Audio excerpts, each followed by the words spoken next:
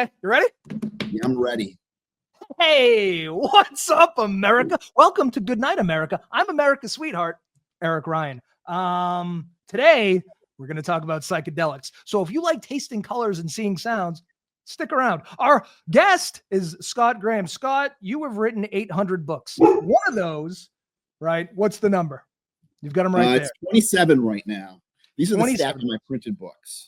Okay, but we don't have enough time to talk about all 27. I want to show you this one. This is the psychedelic preparation workbook. This is the psychedelic integration workbook.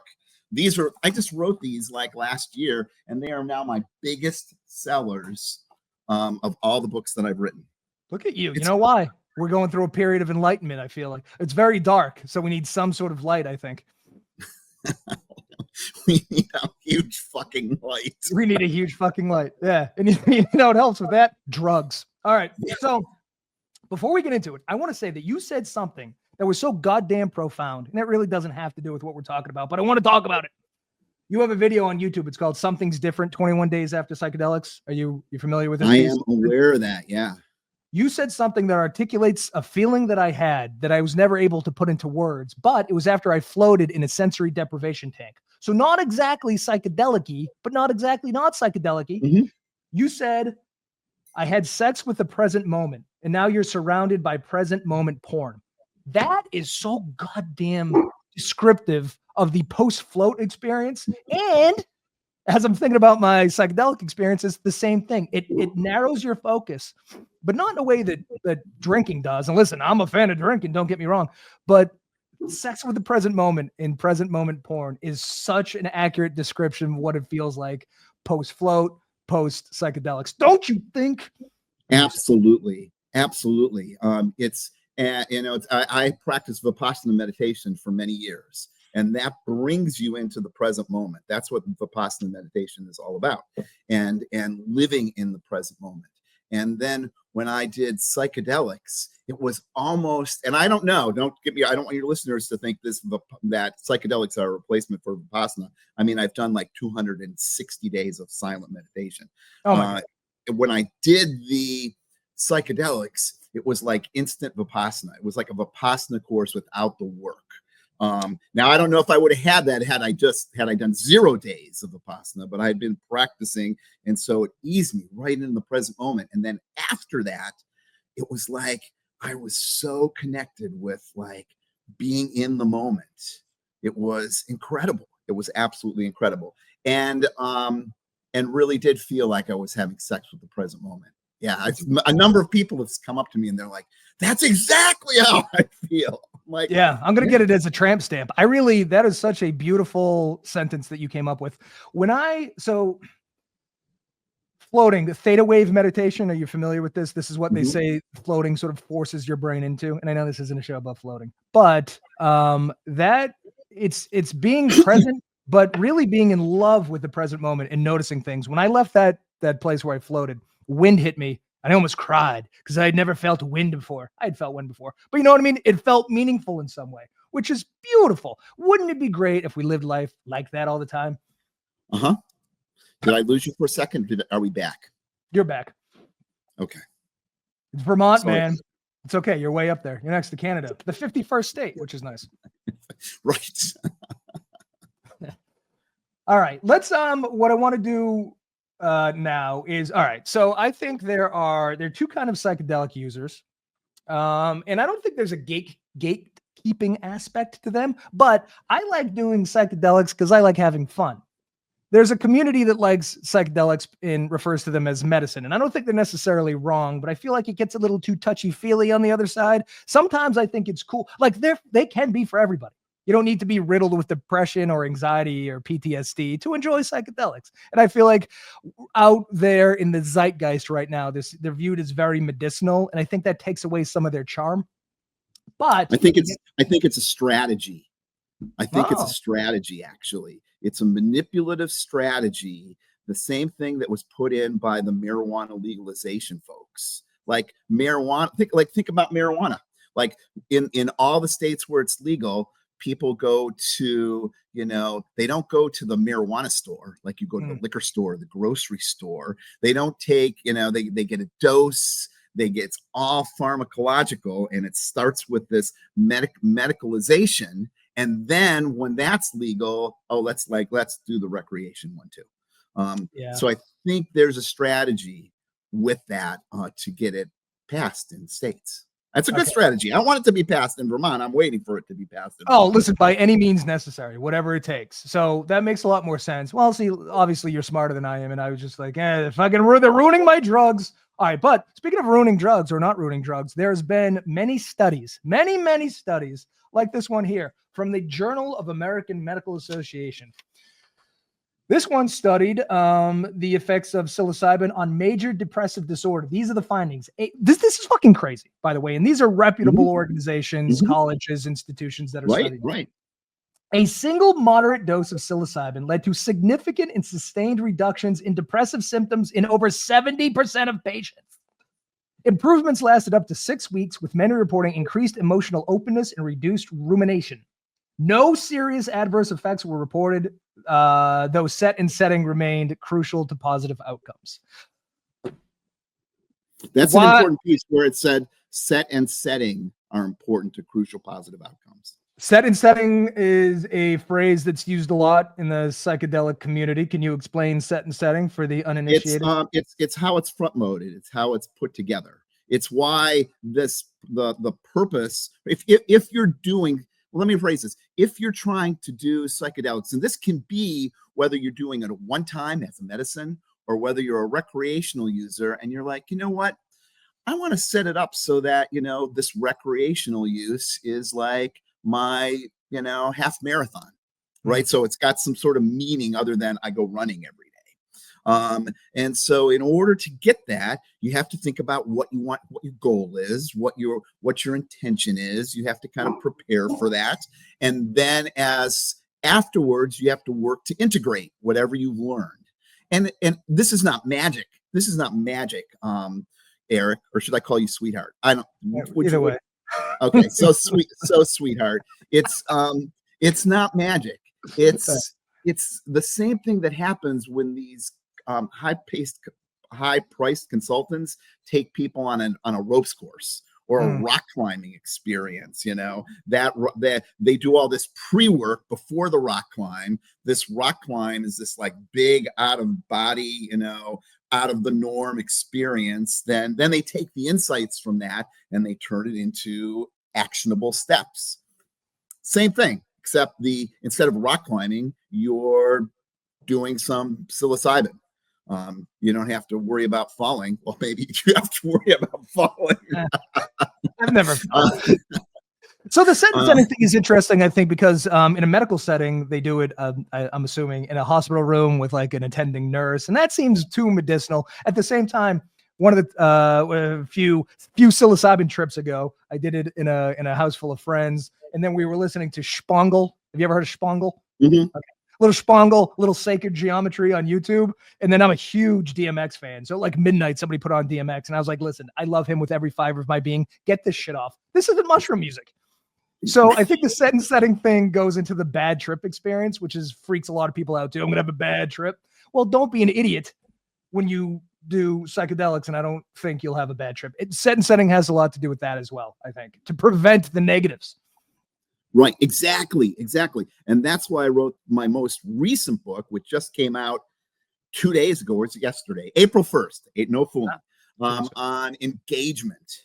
Because if you're and I guess maybe this is true recreationally, if you don't have engagement with your experience, you could go down some pleasurable rabbit hole and totally not get what you're trying to get out of it. Or you could go down some really shitty rabbit hole, and then it's like a fucking nightmare while you're there because you're fighting it or you're doing this. And so engagement is about building the skills to stay active in the present moment. All right, we're going to talk more about engagement later because I have a lot of questions about this, one of your 800 books. Let's talk about this second study, though, that I think has a lot to do with your personal experience. So this is MDMA-assisted therapy for PTSD. These are the findings from Nature Medicine in September of 2003. Participants with treatment-resistant PTSD, which is, I think, an important point here, showed marked improvement with just 3 MDMA-assisted sessions combined with integrative therapy. 67% of patients no longer met PTSD criteria 2 months post-treatment. There was minimal side effects and no evidence of long-term harm. This is something that you did, yes? Yes, it's so funny because you're going to be shocked, sweetheart. You are just going to be shocked. I wrote a book about this. I know.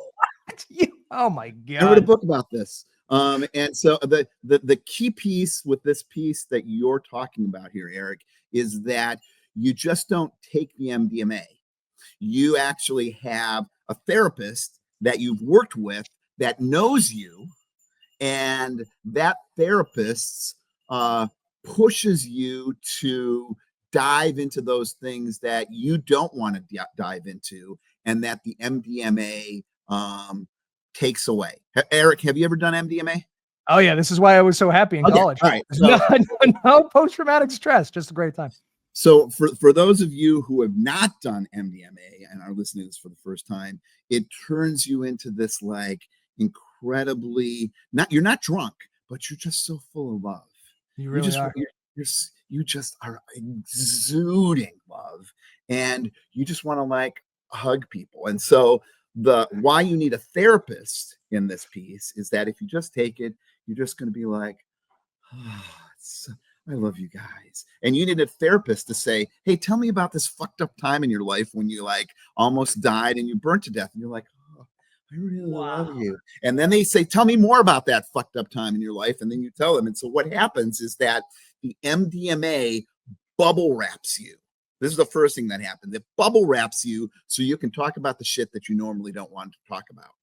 The second thing that it does is it creates this dissonant emotion, because every time you talked about the fucked up stuff in the past, you were just destroyed. You couldn't even fucking talk about it. It was so horrible.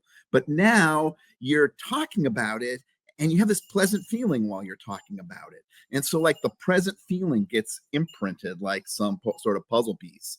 So it bubble wraps you so you can talk about it, and it shifts the emotional landscape around the stuff that you're talking about in your brain. It's really powerful. Fascinating. I've never heard. This is so counterintuitive, because if I had a therapist there and I was on ecstasy, I'd just be like, listen, can you fucking rub my arm while we listen to EDM? Exactly. Right. So you just can't like pull a therapist and say, let's do this. You have to work with the therapist beforehand so they know what your deep, dark shit is, so they can bring it up when you're on the MDMA. So, oh man, this is crazy. MDMA is Schedule 1. Yes. Very bad. Very bad. So how do you find? Depends on your perspective. Well, I love it. But so how do you find an MDMA therapist? And then where do you get the MDMA? Do they have it? Are they secret drug dealers? Is this why you have to? There's no secret drug dealers. You're going to have to find your own drug stash on that piece. It's like a Wild West right now of doing this type of stuff. Right. So a friend of a friend hooked me up with some MDMA. And so I did not do this. It's wild. I did not do this with a therapist, but I had my own deep, dark secrets that I needed to do. Because after my husband of 31 years died in 2019, I was working through some grief, and there were some pieces that were really hard for me. And they were stuck in these 2 time capsules. Like really, this just sounds like wild shit. When we did a time capsule in 1998 and 2013, 10 years together and 25 years together. And those time capsules were, typically are small, but these ended up being these ginormous Home Depot buckets, like 5 gallons worth of shit, big stuff, pictures, all kinds of stuff, receipts, all kinds of stuff. But the most impactful thing that I was actually dreading were these letters to the future. Oh, God. And so we had people write letters to the future, and lots of them were fluffy, bullshitty type stuff. But Brian and I wrote letters to the future. I wrote a letter to Brian in 1998. He wrote a letter to me in 1998. And then I wrote a letter to myself in 1998, and he wrote a letter to himself in 1998, and then we repeated the same thing in 2013. So there were 8 letters. Wow. 2 of which were from 1998 Scott and 2013 Scott to me. And you're going to be shocked at this revelation, sweetheart. I'm kind of like a no pull your punches kind of guy. So while everybody else's letter was fluffy, my letters were like blunt, direct. I mean, I was like, I was dreading reading Brian's letters, but I did not even expect it to read my letters to myself. And so those things really were the pieces that got bubble wrapped by the MDMA. So I didn't need a therapist. I had a friend who's a paramedic. He came and sat just in case I went off the deep end and had to go to the hospital. He was my trip sitter. And I said to him, I says, all I need you to do is keep me focused on the time capsule, so I'm not just laying on the couch feeling good. Say, what's in the time capsule? Read me. And I read the letters out loud to him. Oh my God. And that was how I made the experience therapeutic in a DIY way. Most people haven't written letters to the future. No, man, that's intense. And then most people's partners don't die, and then you're forced to read those letters alone. I mean, that's really goddamn intense. So this therapy session, it worked, I assume, or to some degree. Oh my God. It really kind of, I thought these letters were supposed to be opened at our 50th anniversary. Oh my God. Brian smoked cigarettes, a lot. And so when I wrote the letter in 2013, I figured when we're at our 50th anniversary, he's not going to make it. So I wrote in the letter, as you read this letter, you're probably reading it alone because Brian has died. And here's my advice to you living alone. Now, when I wrote the letter, I thought it was going to be, 15 years from now that I'd be opening it up, not not last year. And he died in a car accident, not from smoking. And I was alone. And there was all this like really blunt, direct, heavy stuff. That's, it was very, yeah. Listen, man, I need MDMA to listen to this story, so I can't imagine going through it. That's fucking rough, man. I'm sorry. Okay, so this therapy helps, what would you say, significantly? Was it a watershed moment? That was probably, that was a watershed moment. That's a great description. And then, so you must be frustrated as a human on this planet, knowing that people go through grief and trauma, and this isn't available to them because of some sort of weird demonization of all psychedelics. MDMA gets thrown in there too. I mean, that's between this study and your personal experience. I know it's somewhat anecdotal. We're not dealing with millions of people in a sample size, but it seems to be effective. And why we're not leaning into this seems conceptually bizarre, especially because we throw tons of other shit at people. Yeah, we really, we live in such a medicated society, and a society. One of the things that I think that you get from like psychedelics and especially using them therapeutically is this sense that you're okay and the world is okay. And, we live in a world that says it's not okay. It will be okay once you buy the Lexus. It'll be okay once you build your summer house on Lake Winnipesaukee. It'll be okay once you get married and you're getting fucked 5 times a week. It's gonna be okay once you wait. Is married people getting fucked 5 times a week? No, they're just told that. Like they're told that. Just like they're told, once you take this antidepressant medication, everything's gonna be great. I read this study once about why rich people kill themselves. This probably has a lot to do with like artists as well. And the argument went, when you're poor or middle class and you're striving for something, there's a light at the end of the tunnel. So you can always think, if I get there, I will be happy. The problem with the rich and the successful is they get there and they're still not happy. And then they go, well, what now? So I think that plays into it. Speaking of over medicating, I would love to know that study. I say that to folks all the time when I say I talk about it on other podcasts. I'm like, if things made us happy, then rich people wouldn't kill themselves. Yeah. It's also has to, there's a few odd things. The suicide paradox. Do you know about this? When countries reach a certain socioeconomic level, suicides skyrocket. And the thinking behind that is, if everyone's poor and you're also poor, society isn't making you sad. We're all poor. It's why there's not a lot of suicides at trailer parks. You have a couple natty lights, smoke some cigarettes, watch some shitty TV. Hey, we're having a good time. The problem comes when it's sort of like when the happiest countries in the world, the Scandinavian countries, have high suicide rates. It's because when everyone else is happy and you're sad, you internalize that. There's something must be wrong with you because look at this. Everyone's successful, having a good time. It's me that's the problem. And obviously I'm an outlier and I don't deserve to be here. So there's lots of So thank God the tariffs are getting jack sky high right now, because that so we're all going to be poor and happy. Yeah. Oh, you know what? Maybe he's doing us a service. I can't wait for the depression. Speaking of depression, all right, because we touched on the seemingly over medication of the United States. So I pulled some numbers. Antidepressants. According to what I looked up, 13.2% of American adults are on antidepressants, 16.5 are on anti-anxiety medications, and 4.1's on some sort of ADHD medications. These are adults. I don't have numbers for children, so I would imagine these numbers are higher. Chris Rock, the great prophet, the great American prophet, said something to the effect in Bigger and Blacker that the money's not in the cure, the money's in the medicine. The money is on the comeback if you're a drug dealer. In the United States, is just one big fucking drug dealer always getting people to come back. And he goes on to say, we haven't cured shit since polio, which I'm not sure if that's factually correct, but it sounds good. It does sound good. These studies, and I have another one, treatment-resistant PTSD is all but cured in 70% of patients with MDMA. I don't know who that benefits other than the individual, because big pharma won't benefit from this if you're just curing people. But wouldn't you think it would be better if we're all past or have gotten our depression, anxiety, and PTSD manageable? Yeah, that would be really nice. But it'd be nice for us as people, and not that's nice for it feels like a racket.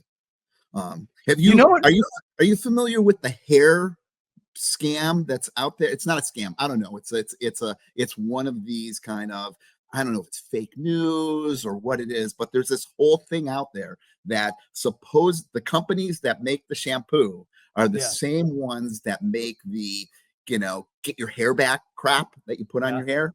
And that the chemicals that are in the shampoo make your hair fall out, so that it's like there's this hair cabal that tells you to wash your hair every day and do this and do that and all this other stuff with these chemicals that are going to make your hair fall out, so that you need to go to the companies that are selling you the shampoo to buy the stuff to get your hair to grow back. It's a sound business plan to sell the disease and then sell the cure. So Paula Deen has this recipe where it's a fucking cheeseburger between two glazed donuts. Paula Deen is also a spokesperson for Lipitor. So the audacity, right? Sell cholesterol medication. It's brilliant in terms of capitalism. Not so good in terms of the soul, I don't think. Right. All right, so there's one more I want to talk about. This is less sort of impactful, but it's another thing. So they studied Frontiers in Psychiatry, studied LSD microdosing and its effects on creativity and anxiety. Microdosing is the thing I want to talk to you too about. So microdosing LSD over a 4-week period led to modest improvements in anxiety, creative thinking, and emotional regulation. Not as dramatic as full dose sessions, but I'm not sure you want to be fucking dropping acid and going to work every day. Participants noted a sense of clarity and purpose, even without intense hallucinations. Yeah, because it's a microdose. Where do you stand on microdosing? Microdosing psilocybin seems to be a big thing that's happening right now. I don't like microdosing because I like macrodosing. I also don't like drinking a little bit. I like drinking a lot of it. So I think I'm an extremist, but then again, I'm not doing this medicinally. I'm doing it to get fucked up. Where do you stand on microdosing? I'm not sure. I think it's just a part of the medicalization. I wrote about this in, here we go. In this book for marijuana, because we passed all this fucking legislation to make marijuana legal, and clearly I'm doing drugs, so I'm not like anti-drug, but we passed all this legislation, and one of the big pieces about that is taking it for anxiety, microdosing, and I said we're going to get to this point because of shitty public policy and not forward thinking, we're going to get to this point where people are stoned at the workplace. People are going to be driving buses stoned. People are going to be, because you would never no one would ever turn to you these days and say, you know what? I have to give a speech this afternoon in a presentation. I'm nervous about PowerPoint. I think I'm going to go to lunch and have 3 Bloody Marys because that's going to help me. I'm so glad you said that, because the thing, yes, the weed thing's gone too far. And now it's I take it for anxiety, so I got to get high before work. I'm not sure. This is why I'm waiting for medicinal cocaine. If I can just rail lines, I'll be like, listen, it's for my cataracts, but really, I just love drugs. It's the same fucked up thinking that happened with service animals. They didn't talk about service animals. They didn't define service animals correctly. They did a shitty job. And the next thing we knew, we had snakes, peacocks, and pot-bellied pigs shitting and running around airplanes, right? Because that's my service animal. I need to bring this is my emotional support bourbon. Right. Get out, get the fuck away from me. Yeah, exactly. So there's a lot to talk about here, but so you live in Vermont, I live in Massachusetts. Decriminalization of psilocybin recently came up on a ballot in Massachusetts, and it lost, which is batshit crazy in and of itself, because nobody's It's legal in Somerville. Did you know it's legal in Somerville? This is where I'm getting. How is it legal in Somerville? Are there mushroom stores in Somerville? I don't know. I don't know how that works, but I'm very interested. So my drug source grows his own, and he's like a sommelier of he's like, what would you like? I have this mushroom. This is going to give you a heavy body feeling. This one's light. If you take this one, it's going to fall asleep. You don't want to take too much of this one. What would you like? And then he packages up, puts a nice little paper bag, puts a little business card in there. It's like, I'm like, see, this is where I don't know where I stand, because years and years ago, when legalization of marijuana was a brand new thing, I went out to Seattle on a business trip, and I went to my first legal weed store, and they had what they call bud tenders, which is, I guess, normal now. And they're like indica, sativa, body high, head high, giggly, munchies. I was like, can I just buy a bag behind a dumpster in a 7-Eleven? This feels a little too, it's cleansed. It's taking all the fun out of it, Although I will say, recently, I'm getting into the different strains of psilocybin, which is, again, I don't want to harp on the bourbon thing because it makes me sound like an alcoholic, which I am. But I would never just go to a bar and go, listen, bourbon, what do you want? Whatever you got. I'm a bourbon snob. I take pride in that. So based on that, how much I like psilocybin, it would make sense that I got to get into the different strains, and these are more visual and these are more physical. You know what I mean? So I got some Louis Vuittons. Are you familiar with Louis Vuittons? Winner of the 2002 best new visual blah blah blahs. But this freaks me out, man, because this medicinal weed is too good. It's too strong. It makes me extra. I should say I don't like weed to begin with. I think it dulls me and it makes me sleepy and paranoid. But in college, I could smoke it and have a reasonably good time. Now it's like horse tranquilizers. And I'm worried if the scientific community gets their hands on mushrooms, it's going to be too good. That's right. Isn't that the way it works with everything? It's like, you just talk about it with bourbon. You've got the bourbon in the plastic bottles, and then, you've got, even Johnny Walker. There's red, black, blue. Yeah. Well, that's where it's where I want to be conceptually with mushrooms. I just don't want it to lose its edge, And this is can I just say, this is what white people do? Like death by chocolate dessert. Like, it's good, chocolate cake with vanilla icing. You'll go, yeah, but I really like chocolate. All right, how about chocolate cake, chocolate ice cream, chocolate frosting, chocolate sprinkles, chocolate in the middle? It's a lava cake, and that's too fucking much. Just like IPAs, we ruin IPAs. You know what's good in IPA? How about a double? All right, I'm listening. Triple? No, stop. Quadruple IPAs? Isn't that better? And this. They're going to go, it's a little bit of psilocybin. That's okay. How about 100% psilocybin? And then everybody's too high to laugh at sacred geometry. And you know what it is, sweetheart? It is the it is the same dynamic of I will be happier when I'm rich. Oh, it's the same exact dynamic, right? Yes. I'm happy with this IPA, but I'll be even happier with the double. And if you're happy with the double, you'll be happy with the triple. And if you like this piece, this will be even better, because you got to spend more to be better, because this is okay, but this is the way you're going to be, and this will solve your problem. And it's all bullshit. It's fucked up. Bullshit. It's the hedonic treadmill. You feel like you're moving forward, but you're just walking in space and getting used to the thing, right? Also, it stops the fucking hedonic treadmill? Psychedelics, because they make you fall in love with the moment. Then the current moment becomes present moment porn. You're like, I don't need anything else. I just need some music and whatever. Okay, let's rank the psychedelics. What is there? Okay, so in the psychedelic family, we have psilocybin, which is totally natural, grows on cow shit, feels really good. Mhm. Why that's illegal seems absurd.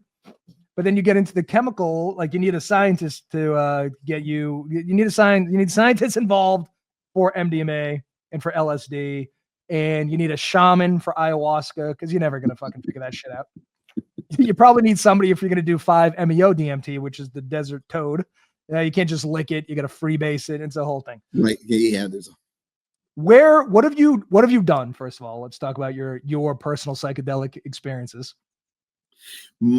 mainly psilocybin and MDMA and a Okay. little bit of LSD. All right. I have So you have some Go ahead. DMT that's just waiting to be used, but that's a complicated process. It is and I really feel like the DMT thing, because that's the active ingredient in ayahuasca. I kind of feel like I should go to Peru and do it the right way. But then again, speaking of white people ruining things, we've ruined that. So now I don't know. I'm gonna get a fake shaman and some fake DMT, and I'm gonna come out of the jungle without a liver. I don't want that. So we've ruined that. So I think the only thing I can really do is get synthetic DMT. So can you do it first and let me know how it is? I will do that first. Yeah. You know what you should do is write a book about it. Have you considered doing DMT and writing a book about it? I did DMT and didn't die. That's what I'll call it. I did DMT in Vermont and didn't die. Right. You can't be speaking about other states' stashes. All right. I want to talk about engagement. Part of so engagement, usually when I do psilocybin, it's to go to a concert, to go out and have a good time, hang out with friends, talk about stupid stuff, giggle like children. But you're saying there could be a larger, more deep experience if I go into the psilocybin trip beforehand, thinking about it, doing it with somebody who's not there just for fun, and then post experience talking about it. What's your idea on this, and how does it bear out in the book? Well, engagement's important even if you're doing it recreationally, Eric. Oh. I mean, just imagine. You probably have never seen this. A person who spent, $500 on concert tickets to go see so and so, for that's doing their last tour, their 15th last tour. They're going to go see that person, and they've taken something. Could be alcohol, could be marijuana. It doesn't matter. They have taken something, and they are totally out of their fucking mind. They don't even remember the concert that they paid $500 for after it's over, because they're totally blasted, passed out, throwing up, God knows what. Their intention was to take a substance that was going to enhance their experience. They wanted to increase their engagement with the concert. They bought the tickets probably for the concert and then bought the substance. But instead, they're off to, they might as well be in the bushes at home because they wasted their money on their concert experience because they're so fucking out of their mind. Totally disengaged from that experience. On the same sense, that can happen with if you're sitting down you're not going to have a great concert experience, you're going for some sort of enlightenment. You're going for some sort of insight, some sort of change in your life. You're using the psychedelics in a medicinal way, in a purposeful way, with a desired outcome. When you use it recreationally, you do have a desired outcome. A good time, a better time, a greater time. And if you disengage with that, you're going to have I don't know what the fuck it is time. And so the same thing is true with psychedelics in a medicinal, I hate that term just like you do, in a change agent, when you're trying to change something and work towards a bigger goal, less depression, less anxiety, more focus in your life, whatever it is, you have an intention. And the psychedelic world focuses on preparation, getting ready, and integration afterwards, but they do not help people be better engaged. People go around in life not being engaged, right? If you are spending your day worrying about, how is your relationship going to work out? And the voice in your head, you're not engaged with life, um, uh, medications like depression medications that's, flip your, emotions, actually make you less engaged in life because you're not fully focused on you're medicated. Before the show, we shit on, well, it's my favorite thing to shit on these people that are like the cold plunges and the green juices and the journaling and the meditation and the hiking and the, not drinking and working out all day and getting 3 hours of sleep and working 20 hours a day somehow. But part of the zeitgeist is this idea of a concentration and a reverence for mindfulness. And I do think that is good. And I think engagement and mindfulness probably kind of sort of the same thing. I don't think anyone's ever been mindful and in the moment and go, this sucks. I wish I was distracted. So there is something to that component. Right. This is a key part of engagement, and this is an important word, is equanimity. If we had... We're spending all of our fucking time chasing happiness. That's what we're told. I mean, there's so many books written on happiness. Happiness is not the key. Happiness is not the key. Equanimity is the key. If you have equanimity and you do psychedelics, your engagement is going to be through the roof. Yeah. If you have equanimity and bad shit happens to you, your ability to deal with that is going to be calm and chill. If you have equanimity and good things, because see, this is the difference in the kind of the third wave of psychotherapy. They talk about psychological flexibility, and psychological flexibility is equanimity with the bad shit. Something happens bad, you don't like it, and you have psychologically flexibility that helps you navigate that. You're not hanging. You don't have to do mantras. You don't have to do this. You don't have to do that because you've got flexibility. But where psychological flexibility fails is the good shit, because we do not have agita just from bad shit. We have agita from good shit, because good shit always ends. Good shit always ends. The carrot cake, the chocolate cake, the relationship, even Eric, say hypothetically speaking, you love dogs and you had many dogs in your life. Those dogs are going to die in 14 years or 20 years or something like that. All good things end. Yeah. And so equanimity is not just the psychological flexibility for the bad shit, but the kind of being cool when the good shit happens. I think there's an overemphasis on the pursuit of happiness and being in a happy state. And I think a lot of it has to do with the last 100 years, because everything, and I know it seems like it's gotten worse, it's gotten exponentially better. My point is, if it was 1850 and you're working in a mine all day, 7 days a week, 20 hours a day, you're coming home, your 3-year-old joins you next to you in the mines. There's, what I mean? It's your life expectancy, you're fucking hungry all the time. You're dying at 25, half your children die. Infant mortality skyrocketed. The idea that you should be happy is probably not even fucking, they maybe didn't even have a word for happiness. It was crazy. Now we have a lot of time to sit around and think about how unhappy we are. And so the societal expectation is that we should be happy, and then we're not. And I think it gets into that, well, as everybody else is happy, look at social media, so I think that's damning. Like, also imagine like being blissfully happy all the time. You'd come across as fucking crazy. Absolutely. Yeah. If we were blissfully happy all the time, it would be miserable. You'd have nothing. What would you compare it to? You'd have nothing to compare it to. It's the shitty. I've written 3 books on grief, and one of my big pieces that I'm really just get real riled up is the diagnostic problematic focus of grief. Grief is not a problem to be solved. We should be if someone is having a hard time and they're grieving the loss of something, we should celebrate that person, because that means they lived their life in such a way that now they're experiencing pain. Yeah, there's something more your life.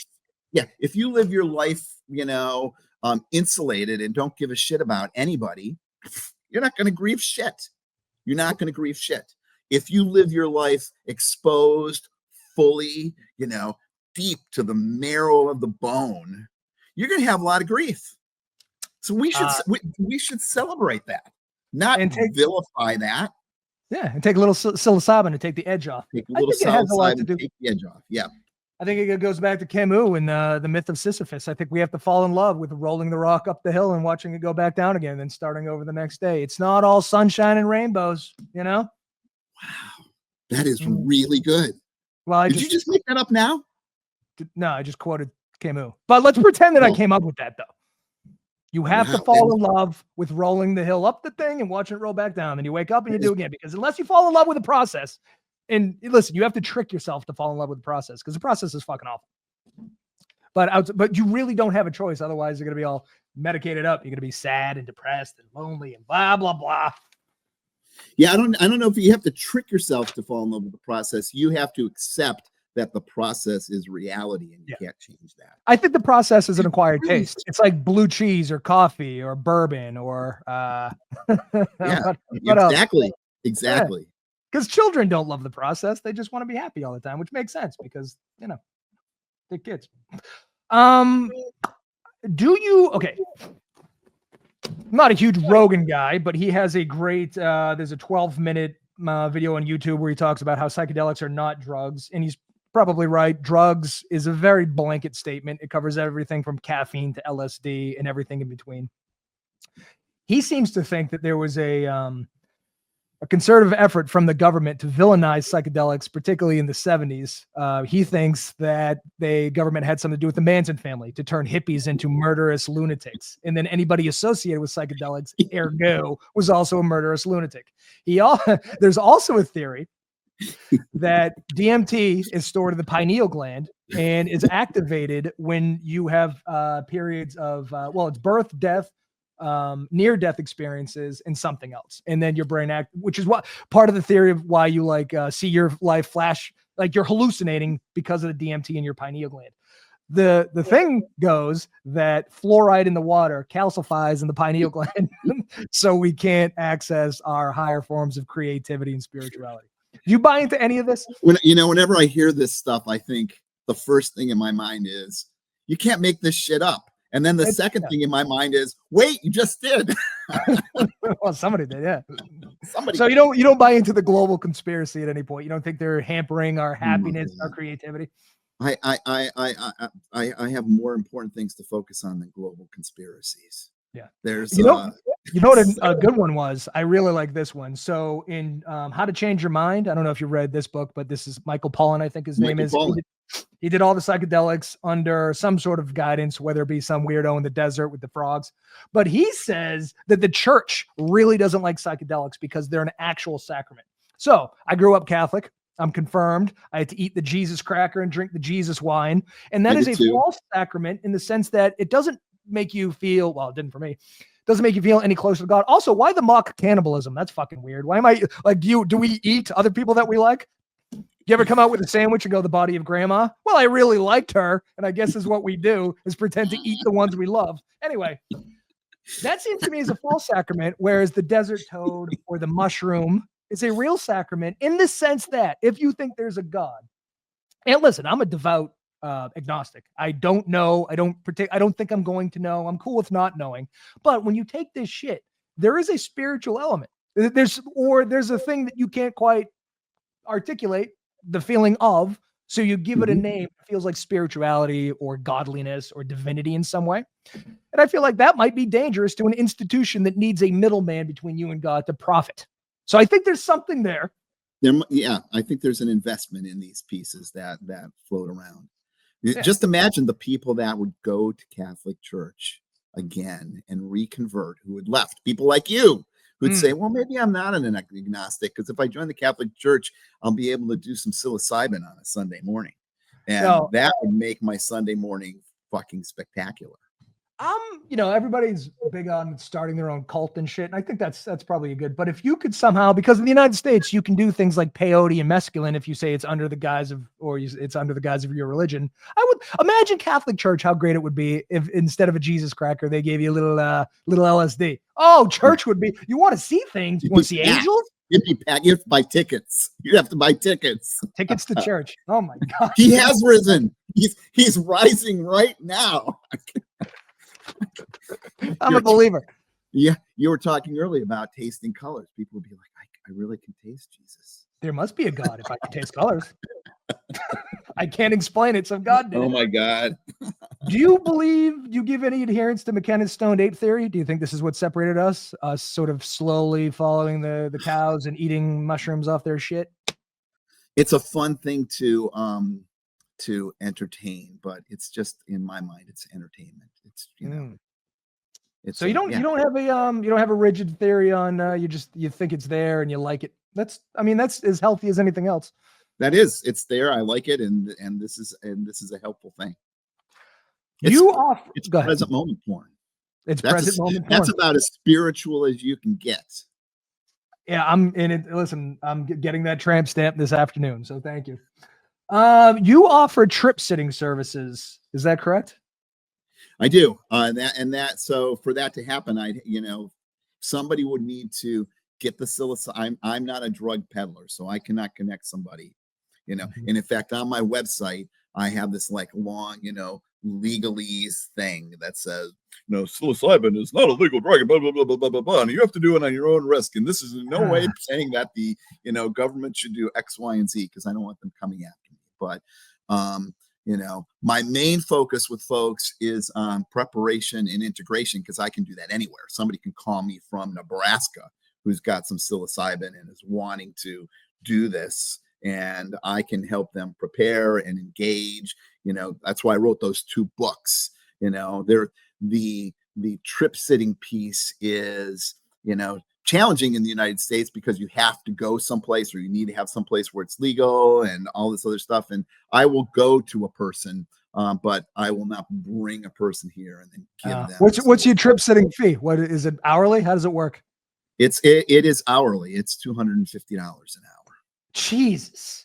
I'm going to spend all this money on mushrooms, all this money on you. Oh my God. Then I'm broke, but I'm high, which is nice. Okay. Can we talk about, the heroic dose of psilocybin? Have you done the heroic dose? That's 5 grams. Yes.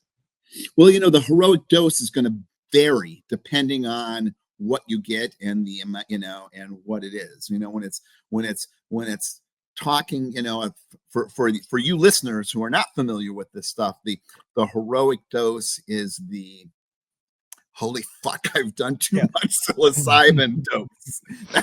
That's really what the heroic dose is. And I got there. I got pretty close accidentally last summer. How was it? Somebody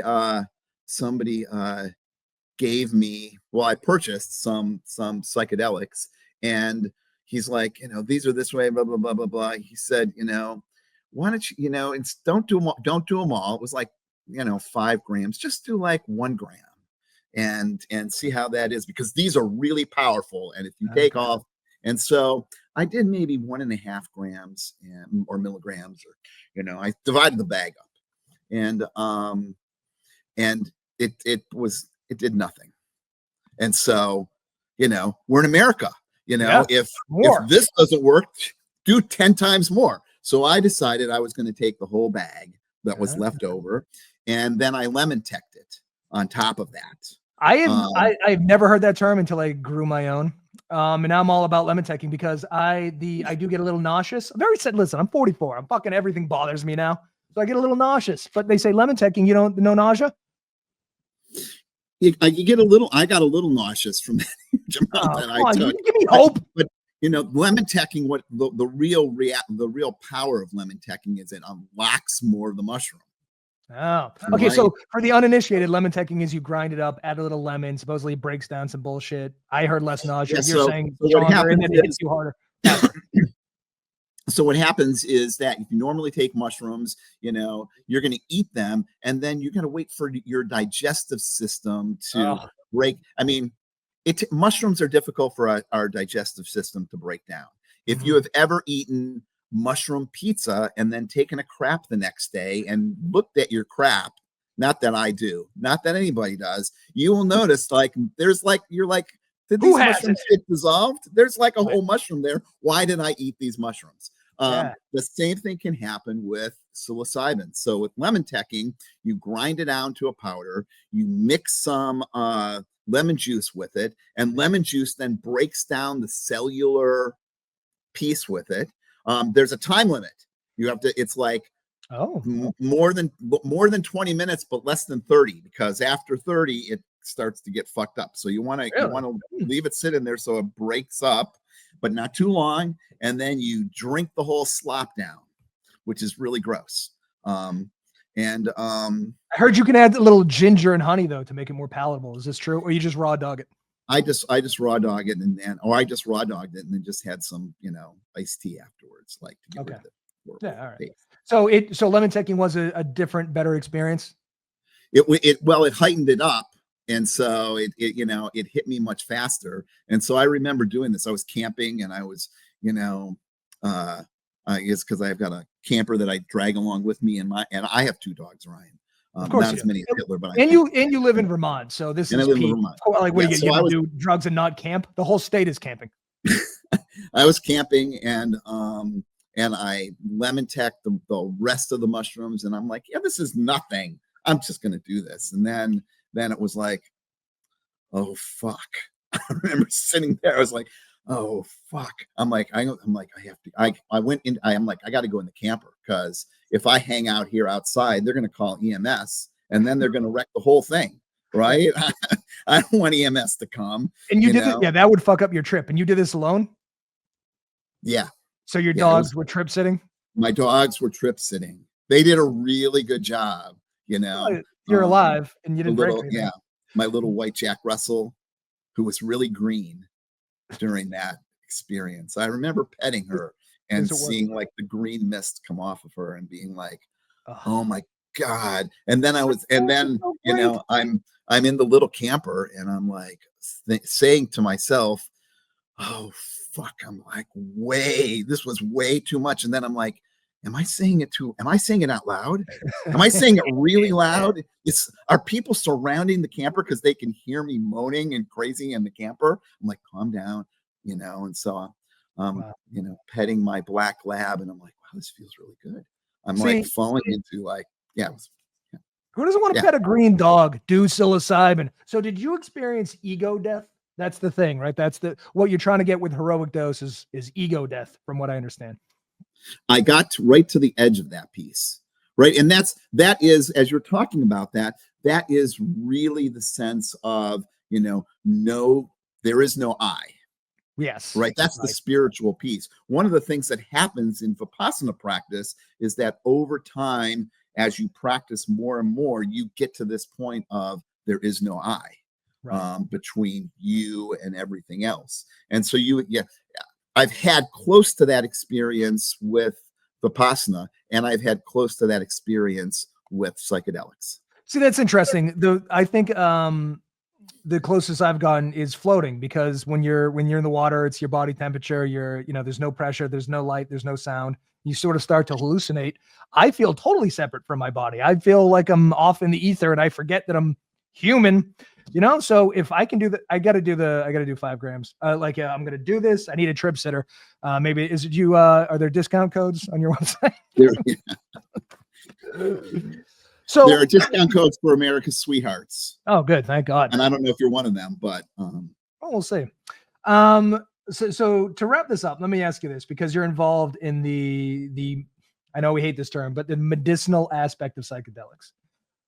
From your experience, and I guess from your clients' experience, are we overpromising when it comes to these single events, taking this medicine once, twice, 3 times, and it having long-ranging, long-lasting effects for people? Or are they, in your experience, as powerful as all these studies suggest they are, and your own experience says that is? I'd like to think that they're as powerful as these studies say, but there's a piece of me that knows, on the other hand, that we live in a world that overpromises everything. Yeah. This is the new antidepressant drug that will solve all your problems. This is the new weight loss drug. You don't have to exercise or do anything. Pop this pill and you'll magically lose weight, and on and on and on and on and on. And so I think that over time, look at the medicinal marijuana movement when that was going out. That was going to be the solution for everything. That was the business to be in, because I you are know. going to be racking in money. And now you see bankruptcy after bankruptcy, after this, after that, because it's just not as great as it's the gold rush phenomenon, right? Well, that's It's what like, freaks let's me go out. to Alaska, we're going to be rich. I know. And that's what freaks me out, is that it is this thing that I like, that I support, that I think people should be doing more of, and that shouldn't be illegal. But if you overpromise and you say this is a magic bullet for X, especially when you see a study, treatment-resistant PTSD, you take MDMA once and it fixes it. If this is the magic bullet, it will be the magic bullet. There's no other magic bullet on the planet. There's no single weight loss pill that solves all your problems. Even with Ozempic, you have to take it multiple times. Working out, whatever the thing that you want to do in life is, very rarely do you do it once and that's it. But to suggest that, I mean, and again, like, why am I arguing with studies that support this is preaching to the choir. I am the choir. Right. But I don't remember those studies talked about set and setting. So it wasn't just let me go out in my backyard and do some psilocybin that I got down the street from somebody behind an alley. It is, there's a structured piece to that that is really focused on that. It's not like, I want people to be clear that it's not like take this and magically things will be gone. There's work that happens before and afterwards, and there's a focus around your mental health while you're doing the psilocybin that happens, that gets that outcome. I'm so exhausted that everything takes so much work. You would think year 2025, there should be more magic bullets. We haven't come out with one. None. Not a single magic bullet. What the fuck is going on? It might be close. It could be MDMA with PTSD. Huh? This could be the one. Promised lots of magic bullets.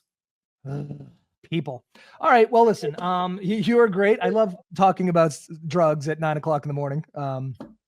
So thank you for that. Also, do you want, before we go, do you want to talk about where people can get one of your 8,000 books? All you have to do is Google my name right there in that piece. Just Google G. Scott Graham. And if I've done a good job, it should be everywhere. Or G. Scott Graham books. You'll see the whole list. Or even, and you can even do it on Bing. I was just checking it out the other day. So beautiful. I'm everywhere with these things.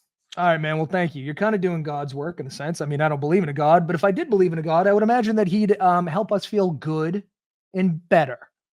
Right? Is that too much to ask for the creator? Not too much to ask. No, good and better, which is oddly enough what psychedelics do. Or as I talked about, maybe not better, but equanimous. That's the word. Good words. A lot of good words today. All right, listen. I'll be back tomorrow.